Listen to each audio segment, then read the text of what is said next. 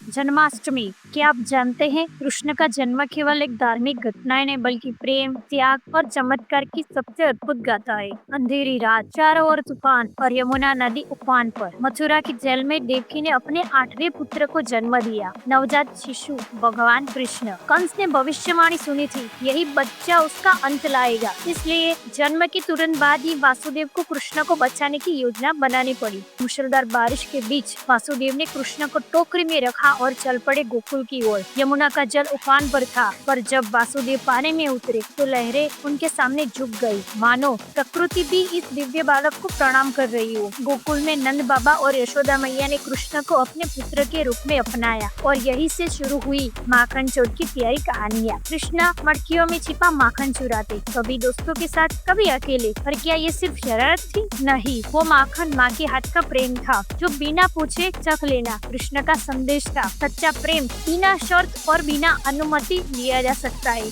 समय बीतता गया। कृष्ण की बांसुरी की धुन से वृंदावन की गलियां गूंजने लगी। गोपियां सब काम छोड़कर उनकी ओर खींची आती, पर उन सब में राधा का स्थान सबसे विशेष था। कहते हैं एक दिन राधा ने कृष्ण को देखा और उनकी आँख से एक आंसू बह पड़ा। वो आंसू प्रेम और बिछड़न दोनों का मिला जुला रूप था, क्योंकि राधा जानती थी कृष्ण का जीवन इस वृंदावन तक सीमित नहीं रहेगा। ये 3 लम्हे, जन्म का चमत्कार, माखन चुराने का संदेश और राधा के आंसू का अमर प्रेम, हमें सिखाते हैं कि कृष्ण सिर्फ एक देवता नहीं बल्कि प्रेम, त्याग और आनंद के सबसे सुंदर रूप है। इसलिए जन्माष्टमी पर सिर्फ उनका जन्म ही नहीं, उनकी कहानियों में छुपा प्रेम भी मनाइए, क्योंकि कृष्ण वही है जहाँ प्रेम है। हैप्पी जन्माष्टमी।